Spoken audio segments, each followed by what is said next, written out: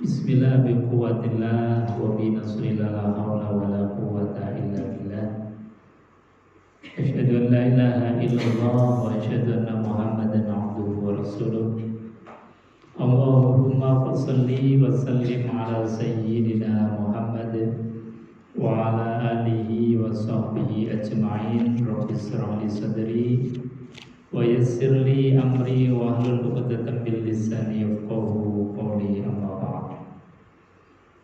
Qala Allah Ta'ala fi kitabihil karim wa huwa asdaqul qailin. A'udzu billahi samil alim minasyaitonir rajim. Bismillahirrahmanirrahim. Ya ayyuhalladzina amanu taqullaha haqqa tuqatih wa la tamutunna illa wa antum muslimun. Shadaqallahul azim wa shadaqa rasuluhul karim wa nahnu 'ala dzalika minasyahidin walhamdulillahi rabbil alamin. Ibu-ibu jamaah pengajian Selasa pagi Masjid An-Nur yang dimuliakan Allah Subhanahu wa taala. Alhamdulillah wa syukrulillah la ni'matillah. Pada pagi hari ini kita bisa bersua, bersilaturahim, bertemu kembali dalam majelis yang mulia mengkaji sirah nabawiyah, sejarah dari kelahiran dan perjuangan serta akhlak agung baginda Rasulullah SAW. Karena dengan cara inilah kita bisa mengenal Rasul dengan seutuhnya, dan dengan cara inilah kita bisa meneladani, mencontoh akhlak agung, akhlak mulia baginda Rasulullah SAW yang memang disifati oleh Allah Subhanahu wa taala dengan sifat dan statusnya Allah itu sendiri. Jadi ketika Allah mensifati baginda Rasulullah SAW itu dengan sifat kemuliaan, wa innaka la'ala khuluqin azim, dan sesungguhnya engkau Muhammad itu punya perilaku akhlak azimun yang mulia, azimun yang agung.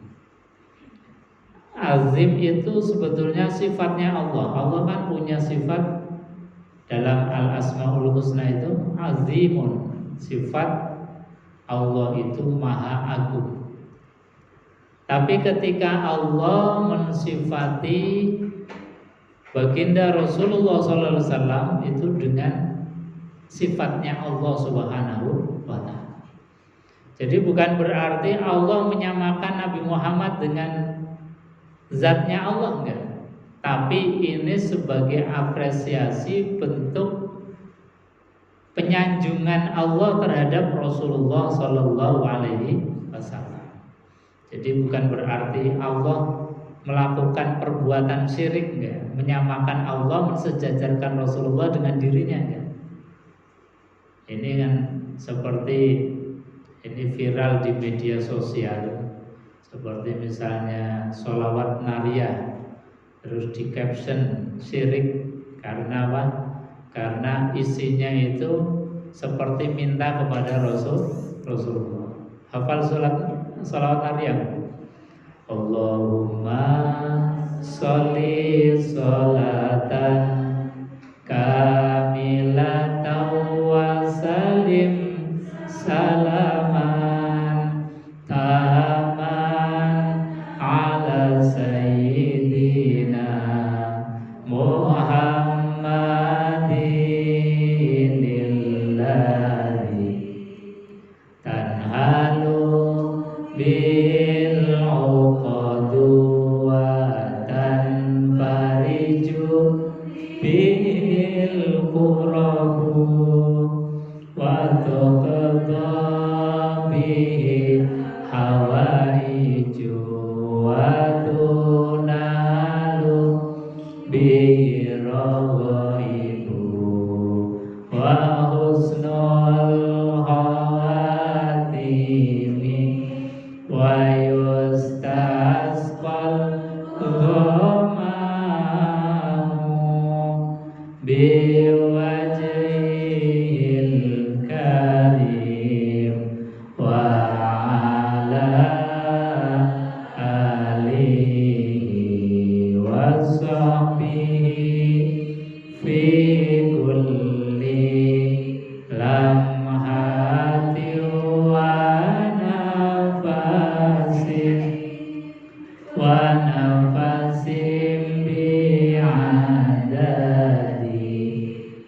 kulli ma'lumila. Jadi dalam sholawat nariyah ini isinya adalah penyanjungan terhadap baginda Rasulullah Shallallahu Alaihi Wasallam dan wasilah doa kita kepada beliau Rasulullah Sallallahu Alaihi Wasallam. Tapi di sosial media ini luar biasa, akunnya kadang-kadang menyebut sebagai ilmu tauhid dan sunnah, tapi sholawat nariyah dikasih caption syirik. Alasannya apa? Dia dalam kalimat itu seperti meminta kepada Rasul secara kebahasaan, tapi sebetulnya bukan itu. Jadi dengan kalimat-kalimat Allahumma sholli sholatan kamilatan wa sallim salaman taman ala sayyidina Muhammad, itu sebetulnya wasilah doa kita ikutkan dengan kemuliaan dari baginda Rasulullah Sallallahu Alaihi Wasallam. Jadi para ulama di dalam mengarang sholawat nariyah ini bukan mensejajarkan Nabi Sallallahu Alaihi Wasallam dengan Allah. Nyatanya Allah sendiri di dalam Quran itu menstatuskan Rasulullah, mensifati Rasulullah dengan sifatnya Allah sendiri. Apakah Allah berbuat syirik? Tidak. Allah dalam rangka memuliakan Rasulullah Sallallahu Alaihi Wasallam sampai-sampai sifatnya Allah sendiri digunakan untuk mensifati Rasulullah Sallallahu Alaihi Wasallam. Seperti tadi ayat innaka la'ala khuluqin azim.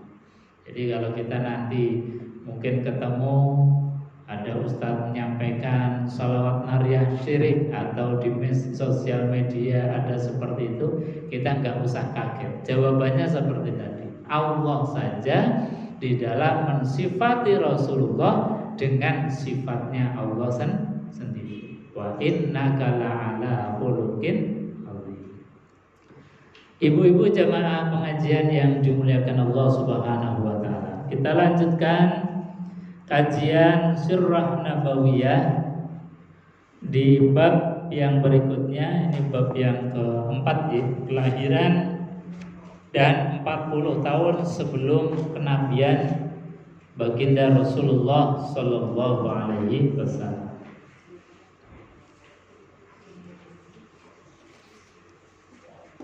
Dalam kenabian Rasulullah Sallallahu Alaihi Wasallam ini saya mau membahas sedikit sebelum kelahiran.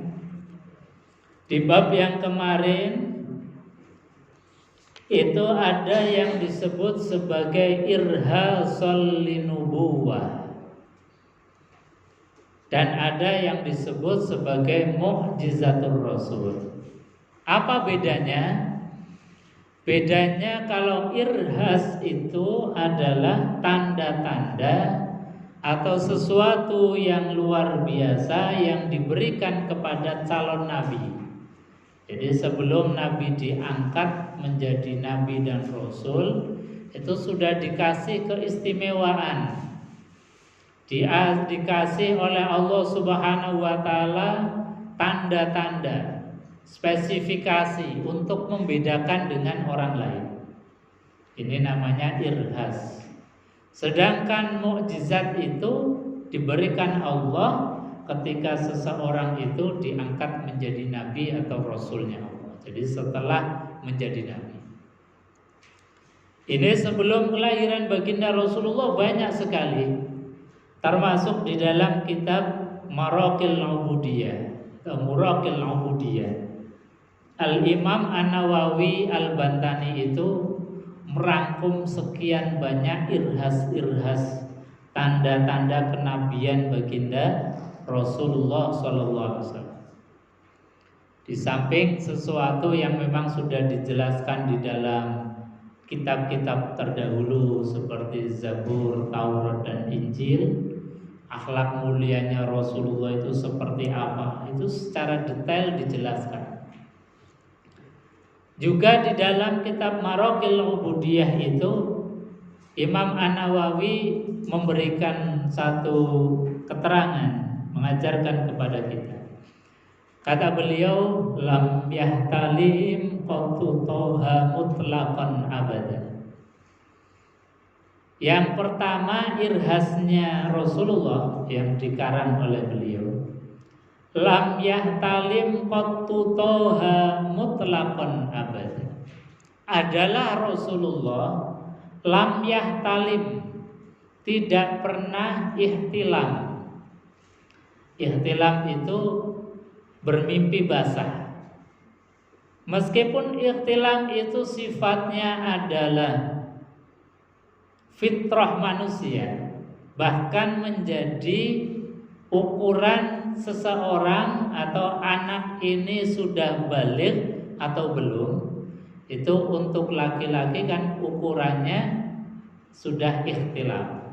Ihtilam adalah bermimpi basah. Itu tanda seorang anak laki-laki sudah mulai baligh. Tapi Rasulullah SAW lam yahtalim qattu toha mutlaqan abadan, tidak pernah abadan, selama-lamanya, mutlaqan secara mutlak. Jadi apakah Nabi itu kemudian nggak balik-balik karena nggak ada tandanya? Enggak. Karena Nabi itu memang dijauhkan Allah Subhanahu wa taala dari perkara-perkara yang qabih, perkara-perkara yang jelek, perkara-perkara yang menurunkan muru'ah wibawanya seorang nabi dan seorang rasul. Jadi kalau ikhtilam itu meskipun fitrah bagi orang lain, bagi kelayakan umumnya manusia, tapi untuk Nabi Muhammad SAW ini dihindari betul oleh Allah. Sehingga Nabi itu enggak pernah bermimpi jelek, yang mimpi basah, yang mimpi jelek yang lainnya itu enggak pernah. Mimpinya Rasulullah SAW itu pasti wahyu, yang disebut sebagai ar-ru'yah as-shadiqah. Jadi mimpi yang benar. Setiap kali Nabi itu mimpinya itu pasti wahyu. Bukan karena sesuatu yang manusiawi seperti ikhtilam, atau bukan sesuatu yang karena gambaran hidup sebelum tidur. Kadang-kadang kita kan mimpi itu tergantung tadi apa yang dilakukan di siang hari. Siang harinya mungkin dikejar-kejar oleh debt collector, mimpinya semalam itu juga mimpi buruk. Atau ketika kita beraktivitas apapun itu biasanya kemudian terbawa mimpi. Itu kebiasaan. Tapi Nabi SAW itu lam yahtalim, adalah beliau Rasulullah tidak pernah ikhtilam qattu, sama sekali. Mutlaqan abada, secara mutlak, abadan, selamanya. Dari mulai beliau kecil, dewasa, sampai beliau meninggal dunia, itu enggak pernah yang namanya ikhtilam. Jadi sampai sebegitunya Nabi itu dijaga oleh Allah muru'ah wibawanya. Kemudian hal-hal yang menjadikan seorang itu kemudian turun derajatnya, akhlaknya menjadi rendah, itu dihindari oleh Allah. Sehingga Nabi secara physically, secara anatomi tubuhnya itu dibikin oleh Allah memang sesempurna betul. Bukan hanya akhlaknya, tapi Nabi sesempurna di dalam jismiyah. Kemudian beliau Al-Imam An-Nawawi melanjutkan di dalam syairnya, wa ma tazaba aslan fi madaz zamani. Kata beliau, wa ma tazaba, dan tidaklah pernah baginda Rasulullah sallallahu alaihi wasallam tasa'aba, angop, menguap. Kenapa? Karena Nabi itu kalau sudah mulai mengantuk, beliau langsung tidur. Dan Nabi secara fisiknya memang dijaga oleh Allah, tidak kekurangan oksigen. Biasanya orang ngantuk kan karena satu kecapean, kekurangan oksigen, atau telat makan. Ini biasanya cepat ngantuk. Tapi Nabi enggak, dijaga oleh Allah supaya apa? Muru'ah, kewibawaan beliau itu terjaga betul. Kita kan enggak bayangkan seganteng-gantengnya orang pas angop itu ya pasti jelek. Secantik-cantiknya orang kalau pas angop coba difoto, pasti bentuknya beda. Jadi jelek. Artinya apa? Kewibawaan seseorang itu kemudian bisa turun hanya karena muak, karena sesuatu yang dianggap itu ya kurang baik kalau di hadapan khalayak, di hadapan orang banyak. Makanya Nabi SAW meskipun beliau nggak pernah ngantuk, mengajarkan kepada kita umat beliau Rasulullah kalau angop itu punya etika, adab, yaitu ditutup. Jangan angop ada temennya, ada orang banyak, mulutnya dibuka yang lebar. Itu namanya enggak punya adab. Itu. Jadi Nabi SAW mata sa'aba aslan, memang asli, bukan dibikin-bikin. Aslan memang bawaan. Memang dicipta oleh Allah, anatomi tubuhnya itu enggak bisa ngantuk. Jadi kalau lelah ya langsung tidur. Kalau lelah beliau langsung merebahkan istirahat. Bahkan istirahatnya Rasulullah itu dengan sholat. Jadi kalau sudah waktunya sholat, Bilal kok nggak azan-azan, itu dipanggil Bilal, ya Bilal arihni bisolah, arihni bisolah. Wahai Bilal, istirahatkanlah aku dengan sholat. Jadi Nabi itu sholat itu istirahatnya Rasulullah SAW. Jadi masyhur di dalam hadis-hadis Rasulullah ketika beliau SAW itu nunggu sholat, kok Bilal itu kemudian gak azan-azan, Nabi kemudian memanggil, ya Bilal arihni bis sholat, istirahatkanlah aku dengan sholat. Jadi Nabi kalau Bilal itu sudah azan, raut mukanya itu berseri-seri, senang, gembira. Karena apa? Dia tadi satu, secara fisiologi fisiknya Rasulullah dengan sholat itu beliau istirahat. Yang kedua, sholat itu sebetulnya liqa'i rabbih, pertemuannya kita dengan Sang Pencipta Allah Subhanahu wa ta'ala. Pertemuan dengan zat yang maha, yang menciptakan kita, yang memberi rizki kita, yang memfasilitasi hidup kita. Itu kan rasanya harusnya senang banget. Kita mau ketemu pejabat saja itu kan persiapannya luar biasa. Coba kalau kita misalnya dapat undangan presiden, mungkin seminggu sudah persiapan, wah kira-kira nanti kalau ketemu pakai baju apa ya, pakai pakaian yang apa ya, pantasnya apa ya, itu sudah dipikir. Itu baru mau ketemu dengan seorang yang dianggap oleh khalayak sebagai orang baik atau pimpinan kita. Apalagi bertemu dengan zat yang memang dari awal kita itu punya andil besar penciptaan kita. Kita diberikan fasilitas hidup yang tiada kurang. Lalu kemudian zat itu mau memanggil kita, itu kan rasanya senang banget. Itulah yang dialami oleh baginda Rasulullah SAW. Kalau Bilal itu sudah azan, rasanya raut muka beliau itu kelihatan senang bahagia.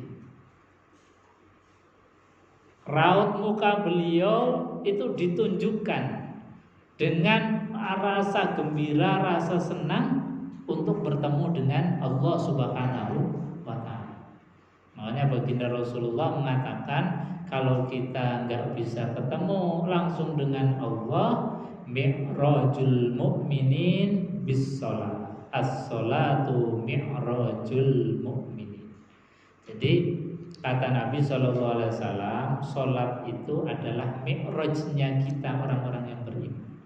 Kalau Nabi mi'rajnya langsung diperjalankan ke Sidratul Muntaha, ke arsy-Nya Allah, bertemu dengan Allah, maka mi'rajnya kita itu bis-shalah, dengan sholat.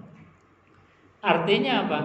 Ketika kita mau sholat sudah dikumandangkan azan, itu kita punya gambaran, ya Allah, saya mau mi'raj, saya mau bertemu dengan Engkau ya Allah, Zat yang maha, Zat yang memberi segalanya kepada kita. Nah, siapa sih orang yang gak pengen ketemu dengan Allah? Ini kan rasanya senang banget. Nah, ini rasa ini yang perlu kita tumbuhkan. Jadi sekali lagi, rasa kita ingin mi'raj, rasa kita ingin berjumpa dengan Allah, ini yang harus pelan-pelan kita tanamkan di dalam hati. Kita betul-betul punya rasa, ya Allah, Engkau sudah memanggil, aku harus datang. Nah, ini adalah perasaan yang ada di dalam hati Rasulullah Sallallahu Alaihi Wasallam. Setiap kali Bilal itu memandangkan Allahu Akbar, itu Nabi Sallallahu Alaihi Wasallam meraut mukanya. Dalam keterangan hadis-hadis sudah gembira luar biasa. Nah, ini kita karena sudah kadung biasanya sholat, atau sholat sudah menjadi rutinitas dan biasa, ini kemudian kadang-kadang hilang maknanya. Maka harus kita itu cas terus, ngaji terus, supaya apa? Punya nilai, punya rasa, punya greget ketika Allah Subhanahu wa ta'ala memanggil kita melalui lisan muadzin. Jadi baginda Rasulullah Sallallahu Alaihi Wasallam secara fisikal itu memang didesain luar biasa. Bukan hanya akhlaknya yang agung, tapi memang Rasulullah Sallallahu Alaihi Wasallam itu fisiknya juga sempurna banget. Makanya tidak pernah angok, tidak pernah ngantuk, ya tadi karena memang didesain oleh Allah, fisiknya itu terjaga dari hal-hal yang buruk, dari hal-hal yang menurunkan wibawa muruah baginda Rasulullah Sallallahu Alaihi Wasallam. Kemudian yang ketiga, irhasul linubuwah, ciri-ciri kenabian. Kata Al-Imam An-Nawawi, minhu dawabu alam tahrab wa ma waqa'at zubabatun abadan fi jismihil hasani. Ini masih dalam gambaran fisiknya Rasulullah. Minhu dawabu, minhu setengah dari irhasul linubuwah.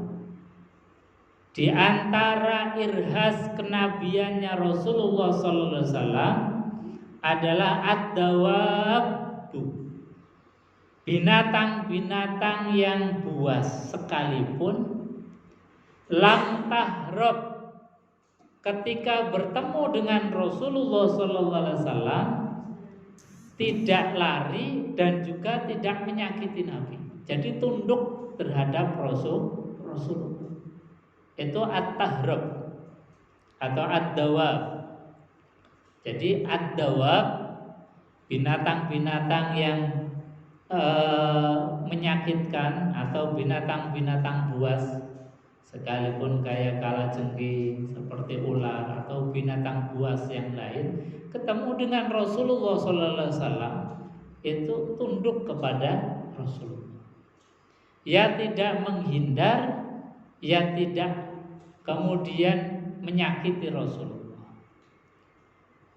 Wama waqa'at, dan juga tidak membahayakan Rasulullah sallallahu alaihi wasallam.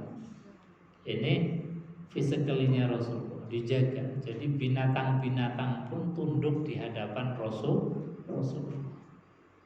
Jadi Rasul juga tidak kalah seperti Nabi Sulaiman yang tentaranya itu diantaranya adalah binatang-binatang. Ada burung-burung yang terkenal dengan burung hudhud, kemudian semut-semut, dan banyak tentara dari Nabi Sulaiman.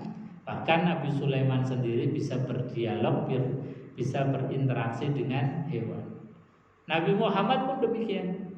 Jadi hewan-hewan itu tunduk terhadap Rasulullah. Min huddawabu walam tahrab wa ma waqa'at.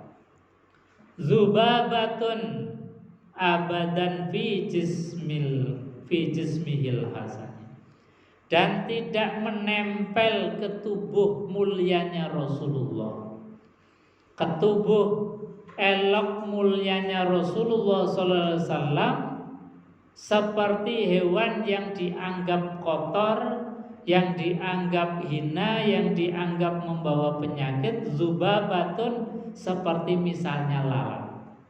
Lalat saja nggak pernah hinggap di tubuhnya Rasulullah. Itu diantara kemuliaan.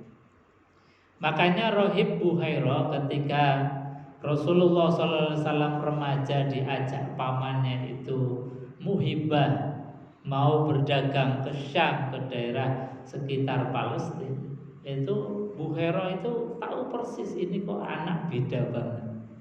Tidak seperti kebanyakan anak-anak.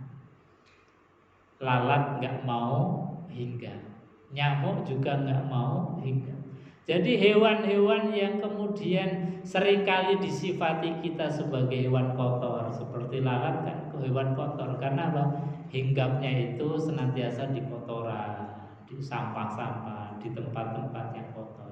Nah, yang demikian ini Nabi SAW tidak pernah wama waqa'at, tidak pernah terhinggapi abadan, selamanya.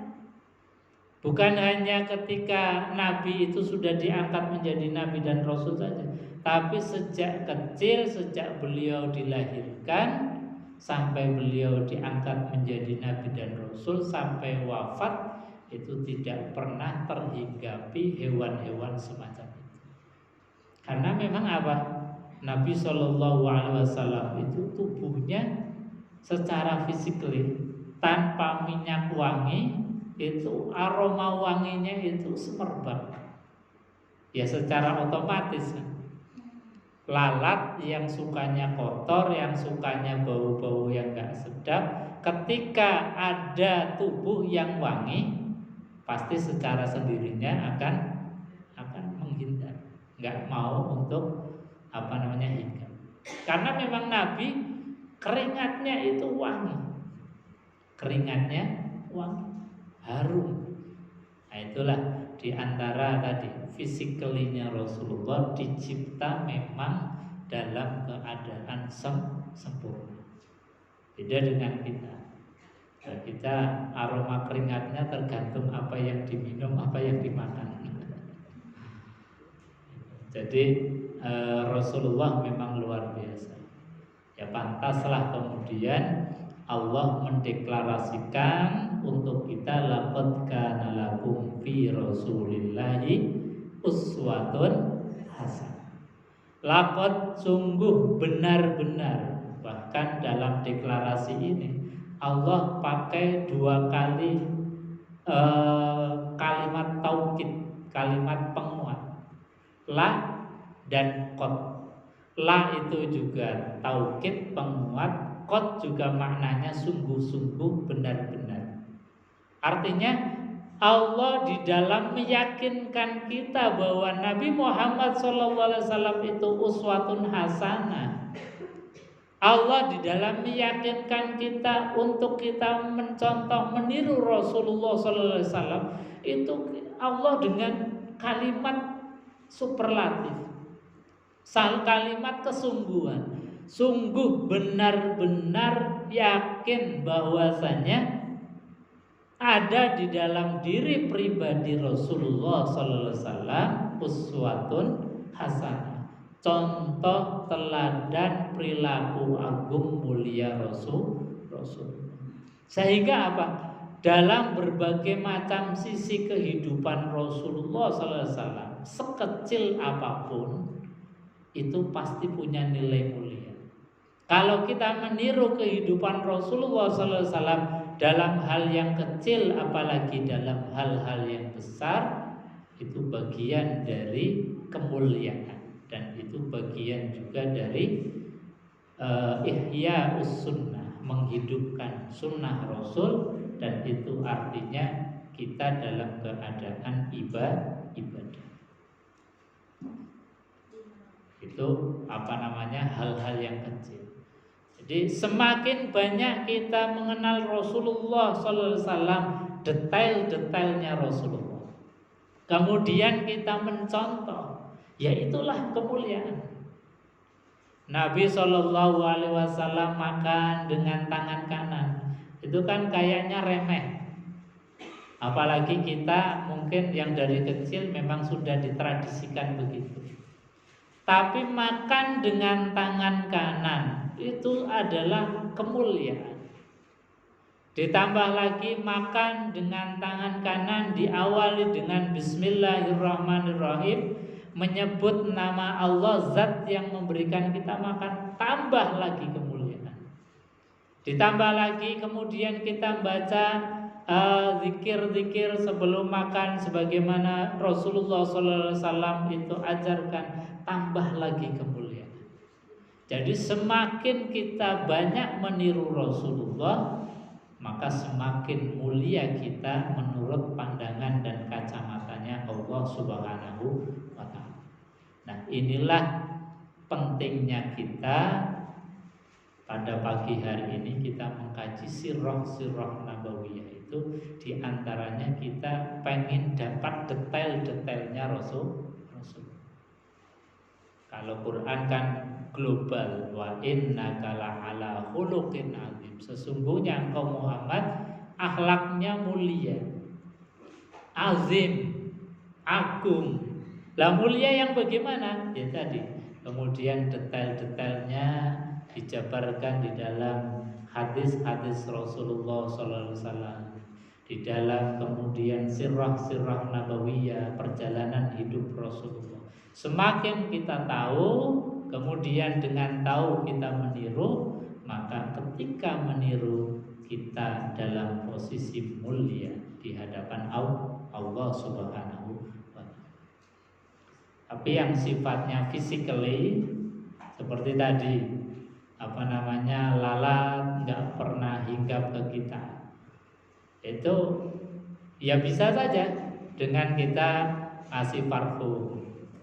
Dengan parfum yang enak itu secara sendiri nyamuk juga nggak suka, lalat juga nggak suka. Tapi tidak aslan.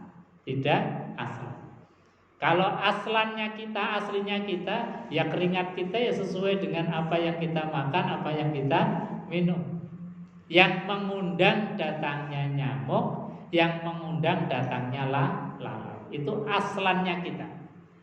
Tapi kalau aslannya Rasulullah sallallahu alaihi wasallam adalah memang asli bawaan desainnya Allah untuk Rasulullah sallallahu alaihi wasallam. Nah, ini nggak bisa ditiru.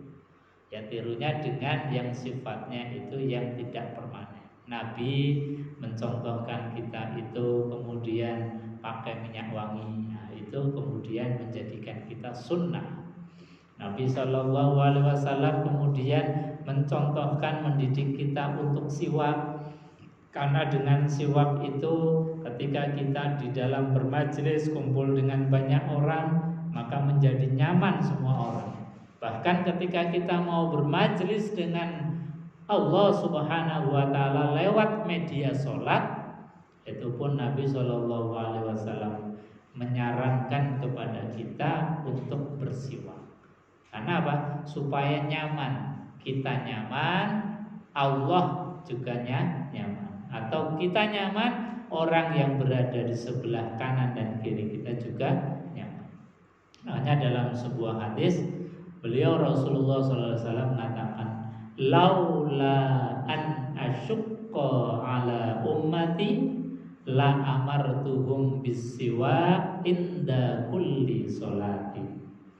Kata Nabi SAW, laula an asyukka, andai kata aku tidak melihat memberatkan kepada umatku, la amartuhum bisiwa, maka pasti akan aku perintahkan untuk bersiwak inda kulli sholatin, setiap kali hendak sholat. Nah, ini diantara kebijakannya Rasulullah yang kemudian jadi rahman rahimnya kita, jadi rahmat bagi kita. Andai kata kemudian siwak menjadi syarat untuk sholat, ini agak berat juga. Untungnya ini hanya sunnah. Makanya Nabi mengatakan, laula an asyukka ala ummati la amartuhum bisiwa. Andai kata aku tidak melihat tentang susahnya umatku, maka pasti akan aku perintahkan setiap kali sholat itu untuk bersiwak. Maka meskipun ini tingkatannya kalau dalam ulumul hadis tidak sampai kepada tingkatan wajib, tapi ini sebagai motivasi kalau kita mau sholat ya paling tidak mungkin di rumah sudah pakai gosok gigi, pasta gigi itu sudah mencakup sebuah siwak. Syukur kita punya siwak ala Rasulullah SAW. Jadi kalau kita mau sholat bawa kayu aroknya, kayu siwak itu, yang kemudian ujungnya dibikin seperti sikat gigi, kemudian dibasahi sedikit, kita gunakan inda kulli sholat atau inda qiraatil Quran. Setiap kali mau sholat, atau setiap kali mau baca Al-Quran, atau setiap kali kita mau bertemu banyak orang, itu sunnahnya begitu. Yang sunnah dalam rangka tadi, kalau Nabi wanginya itu aslan memang asli bawaan dari tubuh beliau. Nah kalau kita memang aslinya ya baunya badek, enggak enak, dia ditambal dengan parfum, itu menjadi sunnah. Makanya Nabi itu setiap kali itu mendorong kita untuk berperilaku yang wangi. Itulah baginda Rasulullah Sallallahu Alaihi Wasallam. Jadi zubabatun abadan, nyamuk lalat abadan selamanya itu nggak pernah hinggap fi jismihil hasani, dalam jisim atau ke jisim bagus, jisim elok, jisim mulianya baginda Rasulullah Sallallahu Alaihi Wasallam. Jadi jasadnya Nabi itu nggak pernah terhinggapi hewan-hewan yang seperti itu, hewan-hewan yang kotor atau hewan-hewan yang sering disifati sebagai hewan jelek, hewan kotor. Hewan jelek misalnya kita kalau pas puasa itu kan kalau sudah mulai zuhur ke sana, itu aroma mulut sudah mulai berubah. Itu kadang-kadang lalat enggak diundang datang sendiri. Itu jisim aslannya kita itu begitu. Jisim aslinya kita itu begitu. Makanya kemudian Nabi SAW ngasih solusi tadi, sunnah minyak wangi, sunnah pembersih dan lain sebagainya. Ini yang ke berapa tadi? Keempat ya. Jadi yang pertama Nabi tidak pernah ihtilam, yang kedua Nabi nggak pernah menguap, angop, kemudian Nabi Shallallahu Alaihi Wasallam itu tidak pernah diganggu oleh hewan buas, yang keempatnya adalah tidak pernah dihinggapi oleh hewan-hewan yang kotor. Kemudian yang keenam, yang kelima, Al-Imam An-Nawawi mengatakan bil khalfi ka amamin ru'yatun sabata wala yura asru baulin minhu fi alani bi khalfihi ka amamin. Nah, ini juga kelebihannya Nabi yang tidak dimiliki oleh manusia yang lain. Yaitu apa? Bi khalfihi, melihatnya Nabi ke belakang. Itu ka'amamin, seperti Nabi itu melihat ke arah depan. Jadi tahu persis siapa yang ada di belakang beliau, ada apa di belakang beliau. Beliau tahu persis tanpa harus menoleh ke arah belakang. Jadi seperti ada meripat mata beliau yang ada di belakang persis. Makanya Nabi SAW ketika ngimami dengan mengucapkan sawu sufufakum fa inna tasfiyatus sufuf min tamamis shalah, itu enggak noleh ke belakang. Karena apa? Karena Nabi sudah tahu mana yang sudah barisnya lurus, rapat, mana yang belum, tanpa harus menoleh ke arah belakang. Dan Nabi SAW pernah dalam satu ketika itu beliau berada di sekitar Ka'bah. Waktu itu beliau sedang sholat. Kemudian ada Abu Lahab, Abu Jahal dan kroni-kroninya itu mau menghantam Nabi dengan batu yang besar. Karena Nabi itu lagi sujud, dikiranya Nabi itu enggak tahu. Kemudian Nabi SAW karena beliau itu memang tahu persis, tapi akhirnya digagalkan oleh Allah Subhanahu wa ta'ala.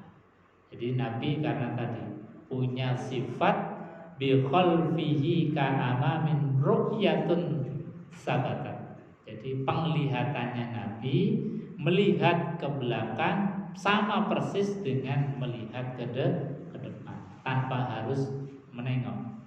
Sabatat itu sifatnya permanen. Sifatnya permanen.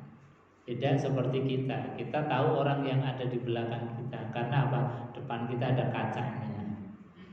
Tahu ada orang di belakang kita mungkin karena masjid itu mungkin depannya marmer, depannya ada kaca dan sebagainya. Tapi tidak begitu dengan baginda Rasulullah SAW. Ini satu kelebihan. Kemudian yang keenam, wala yura asru baulin, dan tidak pernah tampak apa? Asru baulin minhu fi alani, bekas-bekas dari pipisnya Rasulullah Sallallahu Alaihi Wasallam, baik bekas materinya maupun bekas warnanya atau bekas baunya, nggak ada sama sekali. Jadi ketika Nabi buang air itu seperti tertelan oleh tanah atau seperti kemudian menguap yang tidak ada bekasnya. Ini Rasulullah Sallallahu Alaihi Wasallam. Sebegitunya Allah menjaga Rasulullah Sallallahu Alaihi Wasallam karena memang mau jadi contoh. Gimana jadi contoh kalau nggak perfect, kalau nggak sempurna, kalau nggak ideal, kan nggak mungkin. Maka Allah betul-betul mendesain, menciptakan Rasulullah SAW itu dengan sesempurna mungkin, sampai kotorannya saja nggak ada asarnya, nggak ada bekasnya. Jadi Nabi SAW ya pipis seperti kita, tapi bekasnya tidak ada. Kalau kita kan ya wujudnya ada, warnanya juga masih membekas, apalagi baunya. Tergantung dari apa yang kita makan. Makanya jengkol semakin tambah ketara, makanya petai semakin tambah menyengat. Itu kita. Tapi tidak dengan Rasulullah SAW. Kenapa ini kemudian diceritakan? Kemudian kenapa ini kemudian kita belajar supaya kita punya kebanggaan terhadap sosok panutan kita, contoh teladan kita itu memang teladan yang tidak punya celah. Sosok panutan yang perfect, yang sempurna, yang tidak ada celah. Yang kalau kita itu ngikut yang hal-hal kecil saja itu sudah menjadi kemuliaan. Ini Rasulullah Sallallahu Alaihi Wasallam. Makanya para ulama ya mengajarkan, meskipun ini detail-detailnya Rasulullah yang sifatnya adalah khawais, jadi kekhususan yang tidak diberikan kepada yang lain. Tapi harus kita tahu supaya apa tadi? Kita punya nilai kebanggaan mencontoh Rasulullah. Kita punya kepercayaan diri kalau mengikuti Rasulullah berarti kita mengikuti satu kemuliaan. Kalau kita mengikuti Rasulullah SAW berarti kita sedang berada dalam posisi yang mulia. Jadi rasa ini yang kemudian kita tumbuhkan. Rasa ini yang kemudian kita tanamkan terus dalam hati. Sehingga punya kegembiraan ketika mengikuti Nabi. Kita makan, kita minum, tangan kanan baca bismillah. Kita ketika pipis, kemudian seperti yang dicontohkan oleh Rasulullah SAW. Itu jadi mulia. Apapun yang dalam mengikuti Rasulullah, sesuatu itu menjadi mulia, termasuk tidur itu. Ini jadi bi khalfihi ka'amamin ru'yatun tasa'aba wala yura asru baulin minhu fi alam. Kemudian yang selanjutnya beliau mengatakan wa qalbuhu lam yanam wal ainu qad tasa'at wala yuradilluhu fi syamsi dhu fatani. Ini juga masih dalam fisiknya Rasulullah. Kata Imam Nawawi wa qalbuhu lam yanam, dan qalbu hatinya Rasulullah sallallahu alaihi wasallam lam yanam, tidak pernah tidur. Wal ainu qad tasa'at, meskipun ain mata meripatnya Rasulullah sallallahu alaihi wasallam itu terpejam, tapi hatinya tidak pernah tidur. Hatinya senantiasa connect dengan Allah Subhanahu wa taala. Hatinya senantiasa nyambung dengan Allah, meskipun piranti-piranti zahirnya seperti mata terpejam, kemudian badan merebah di tempat pembaringan, tapi hati itu hidup terus, nyambung terus dengan Allah Subhanahu wa taala. Ini yang sangat-sangat membedakan dengan kita. Kadang kita mata membuka saja itu hatinya nggak connect sama Allah. Mata kita melihat kemana-mana, tapi dengan Allah Subhanahu wa taala nggak nyambung. Bahkan ketika sholat sekalipun, yang sholat itu sebetulnya adalah prosesi khusus nyambungnya kita kepada Allah, itu saja hati kita masih kemana-mana.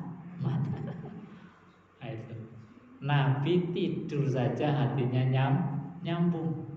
Mata terpejam, merebahkan diri, hatinya nyambung, connect dengan Allah. Kita lagi ruku, sujud, hatinya sudah kemana-mana, pikirannya macam-macam. Untungnya secara syariat khusyuk itu tidak menjadi rukun daripada rukunnya sholat. Al-Imam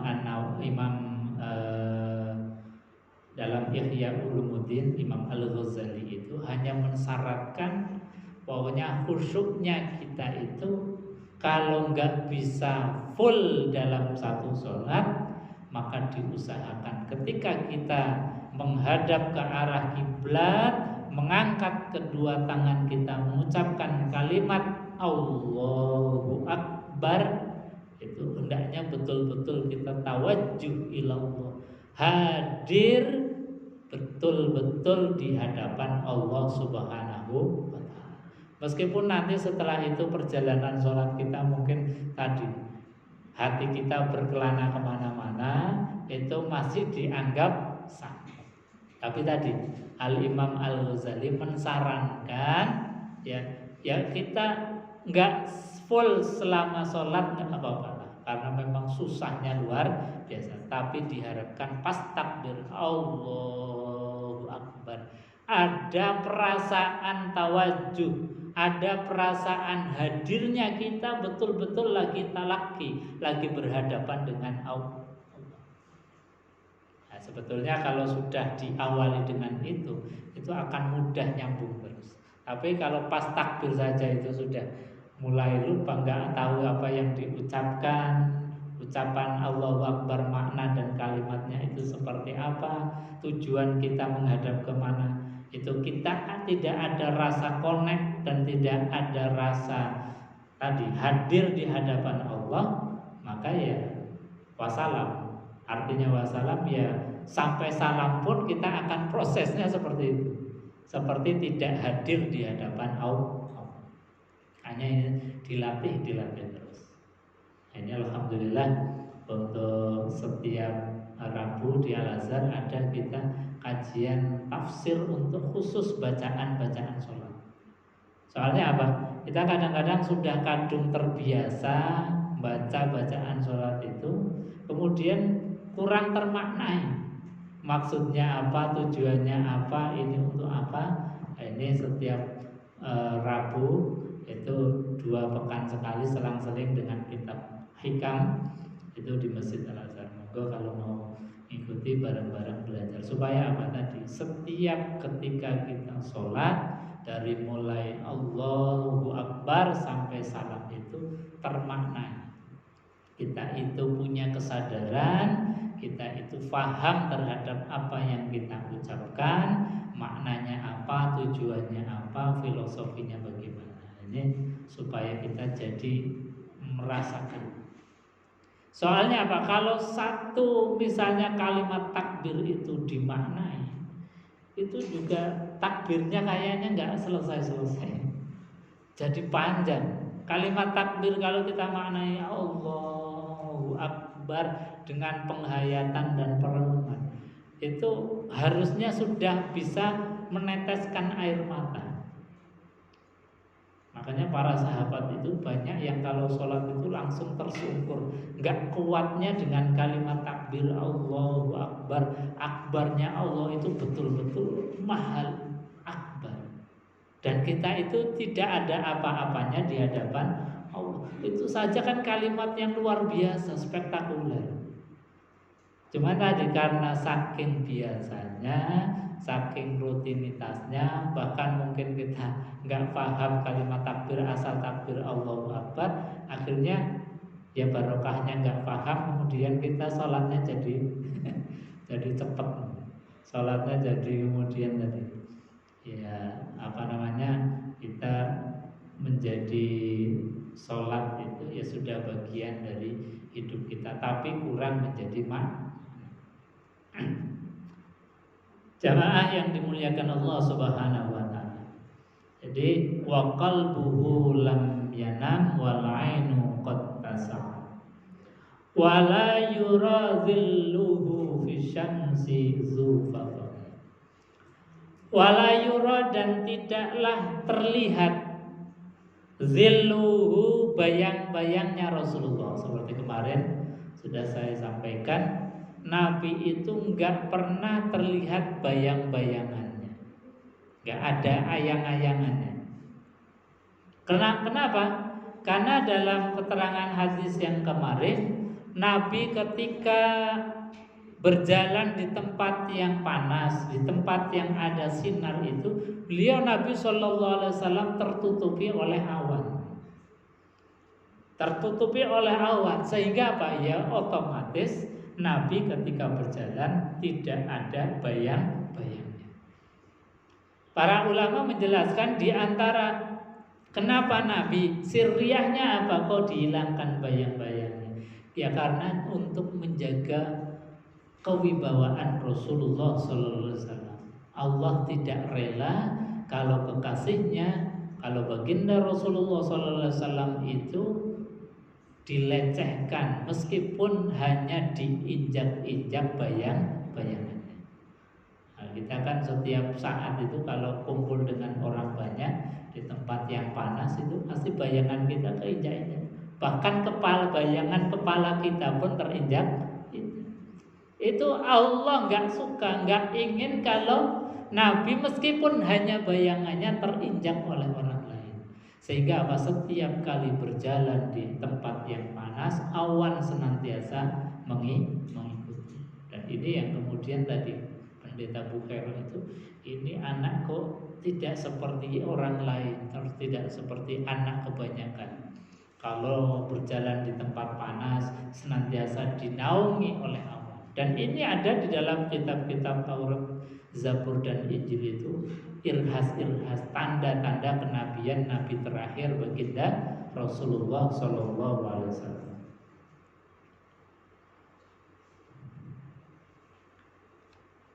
Kemudian yang selanjutnya adalah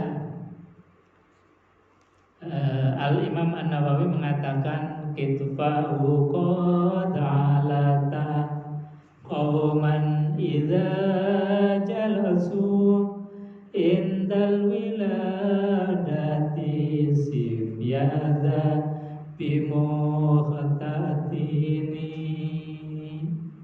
Rasulullah sallallahu alaihi wasallam kitfahu qad alata, pundak beliau Rasulullah sallallahu alaihi wasallam qad alata qauman, itu senantiasa rata dengan kaum atau sejajar, teman sejajar ketika beliau itu duduk. Idza jalasu. Jadi ketika Nabi Shallallahu Alaihi Wasallam duduk dengan orang yang berperawakan tinggi, itu Nabi enggak kelihatan kecil. Ketika Nabi Shallallahu Alaihi Wasallam duduk sebelahnya itu orang yang perawakannya agak kecil, Nabi tidak kelihatan besar atau tinggi. Jadi sejajar. Maknanya apa? Nabi itu memang didesain oleh Allah Subhanahu wa taala ngemong kita. Ketika duduk dengan para sahabat yang berperawakan tinggi, Nabi tidak terlihat kecil. Karena kalau terlihat kecil juga wibawa menjadi berkurang.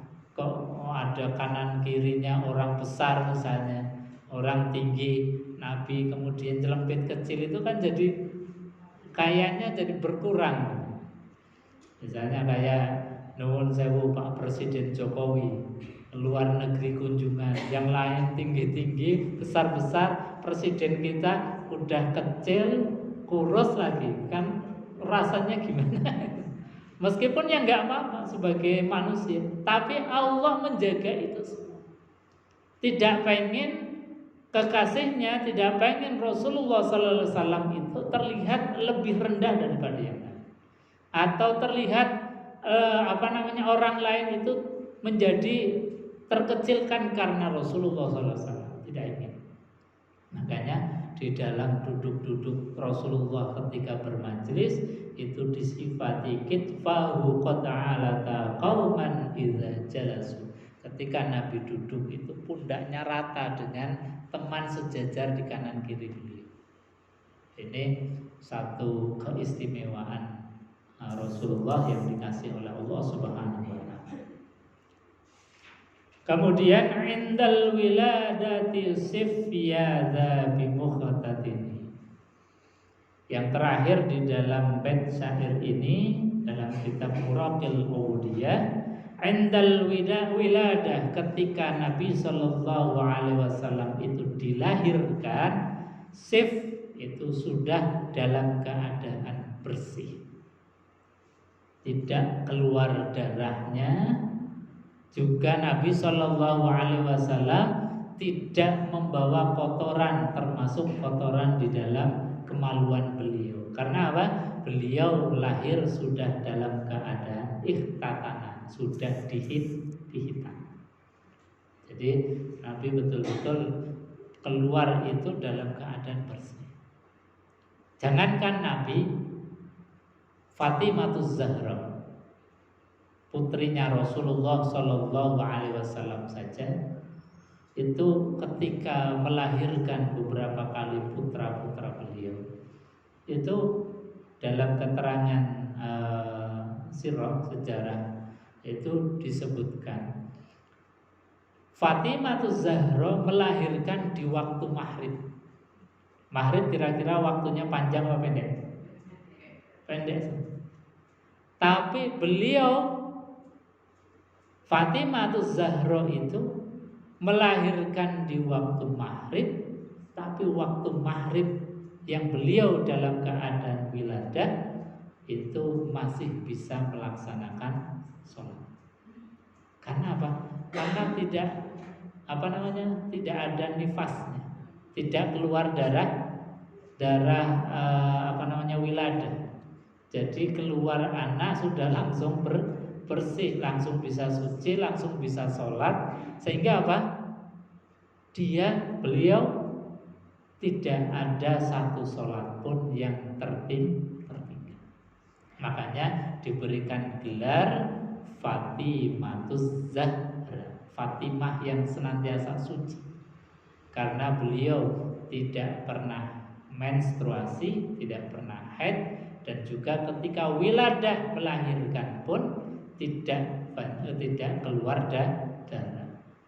Jadi disifati dalam keterangan wiladahnya waktu maghrib, tapi beliau masih sempat bisa melaksanakan sholat. Makanya diantara gelarnya itu kan kenapa diberikan gelar Fatimatuz Zahra, karena senantiasa suci bersih.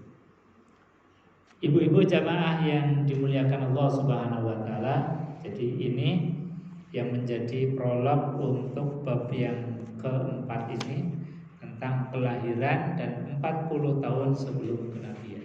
Saya awali dari Irhasul Linubuwah. Mungkin ini nanti kita akan bahas di pertemuan yang akan datang. Ada yang mau menambahkan atau ditanyakan? Monggo disilakan.